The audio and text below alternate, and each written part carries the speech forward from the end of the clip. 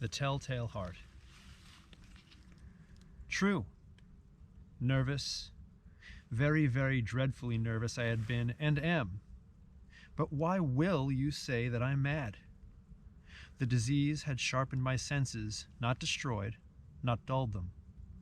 Above all was the sense of hearing acute. I heard all things in the heaven and in the earth. I heard many things in hell.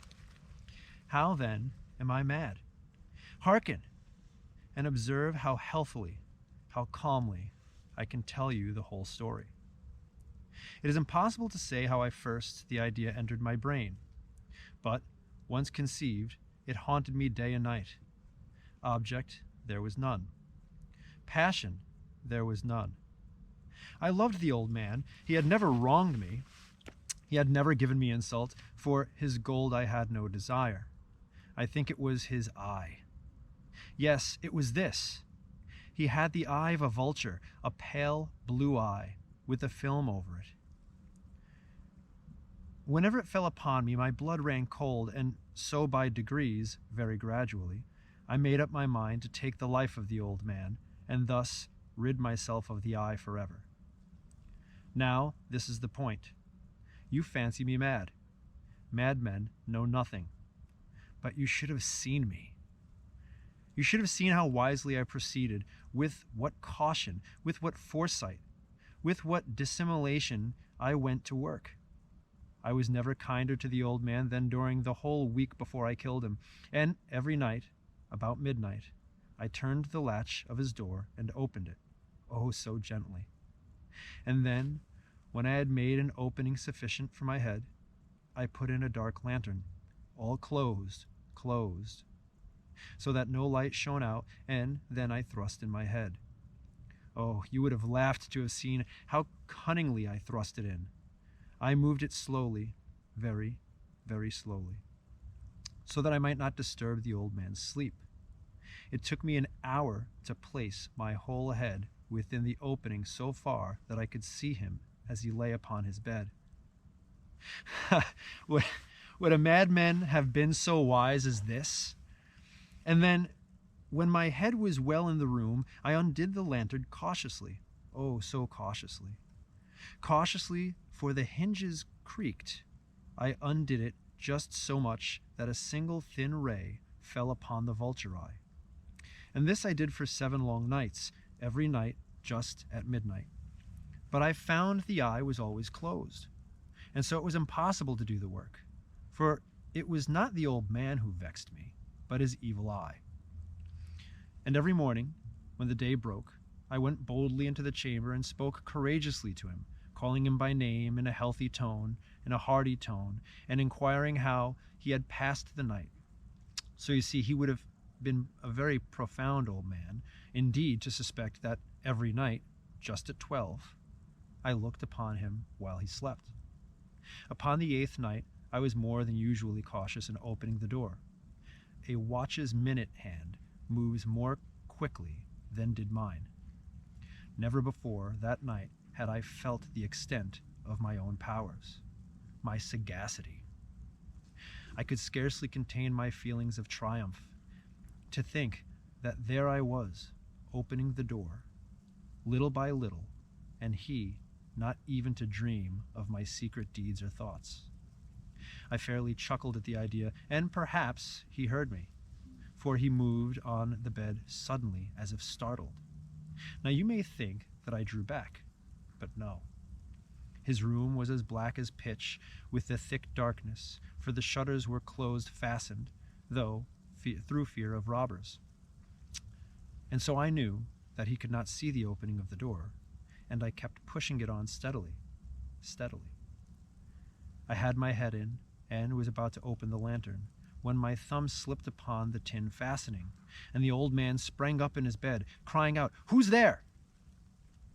I kept quiet still, and said nothing.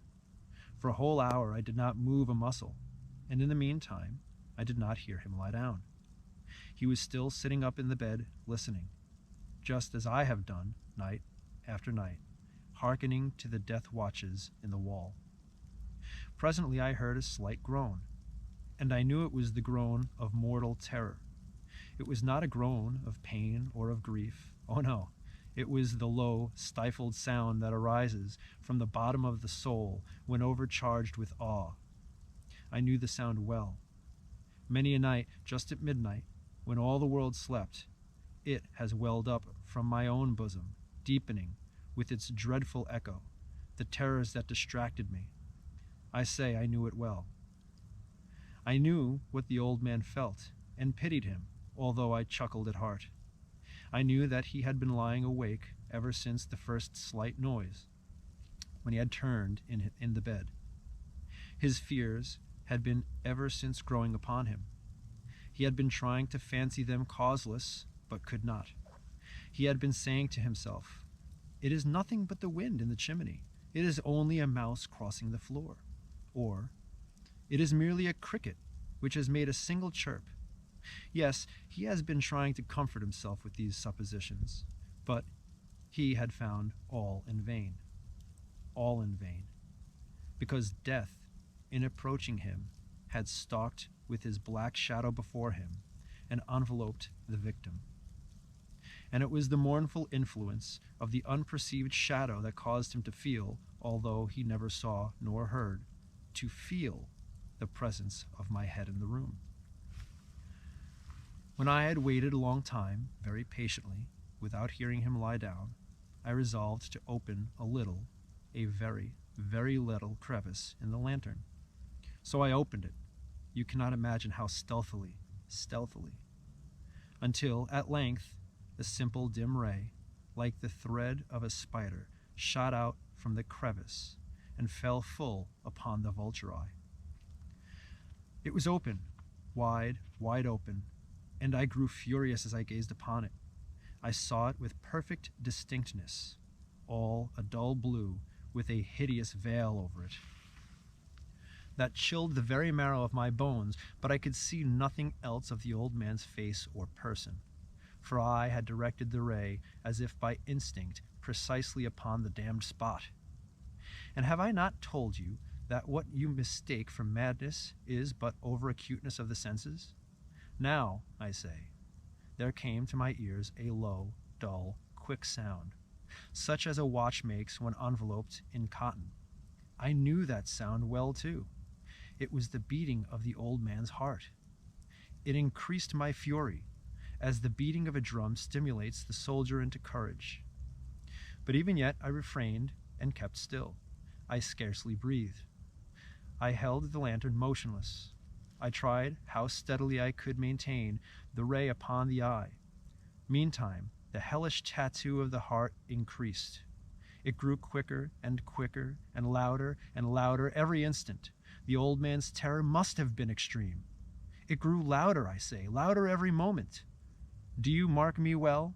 I have told you, and I am nervous. So am I. So I am. And now at the dead hour of the night, amid the dreadful silence of that old house, so strange a noise as this excited me to uncontrollable terror. Yet, for some minutes longer I refrained and stood still. But the beating grew louder.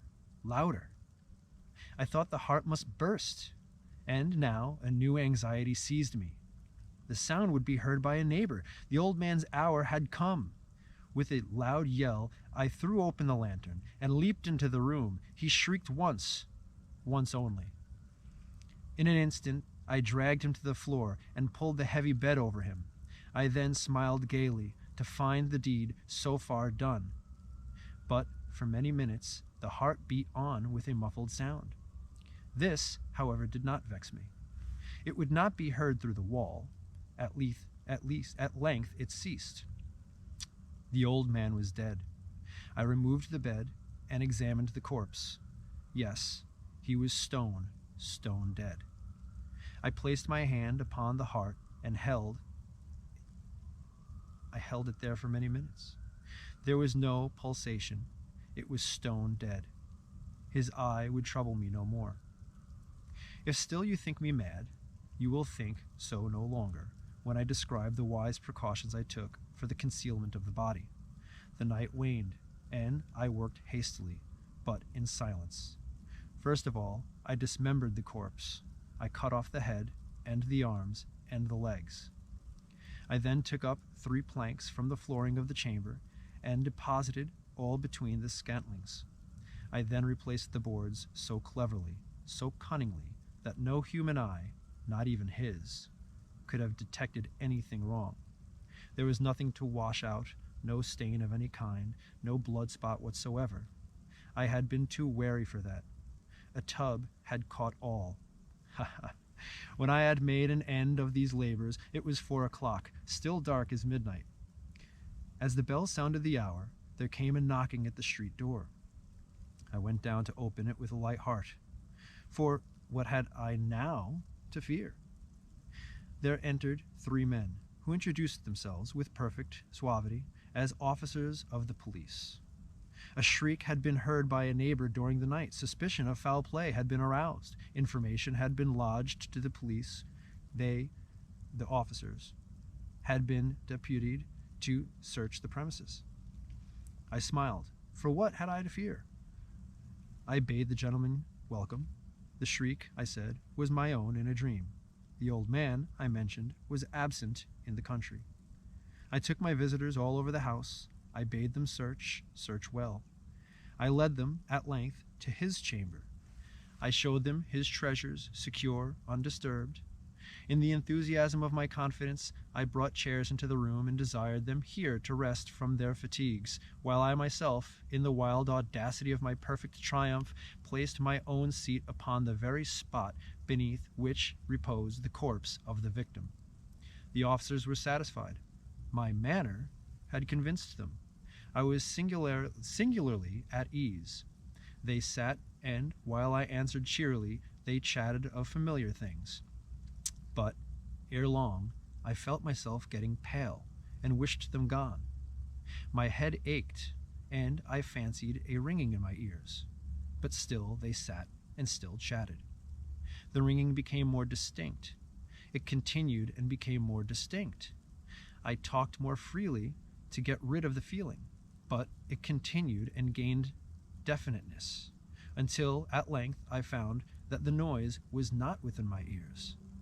No doubt I now grew very pale, but I talked more fluently and with a heightened voice. Yet the sound increased, and what could I do? It was a low, dull, quick sound. Much such a sound as a watch makes when enveloped in cotton. I gasped for breath, and yet the officers heard it not. I talked more quickly, more vehemently, but the voice and the noise steadily increased. I arose and argued about trifles in a high key and with violent gesticulations, but the noise steadily increased. Why would they not be gone? I paced the floor to and fro with heavy strides, as if excited to fury by the observations of the men. But the noise steadily increased. Oh God, what could I do? I foamed, I raved, I swore. I swung the chair upon which I had been sitting and grated it upon the boards, but the noise arose over all and continually increased. It grew louder, louder, louder, and still the men chatted pleasantly and smiled. Was it possible they heard not? Almighty God, no, they heard, they suspected, they knew. They were making a mockery of my horror. This I thought, and this I think. But anything was better than this agony. Anything was more tolerable than this derision. I could bear those hypocritical smiles no longer. I felt that I must scream or die, and now again, hark, louder, louder, louder, louder. Villains, I shrieked. Dissemble no more. I admit the deed. Tear up the planks. Here. It is the beating of his hideous heart.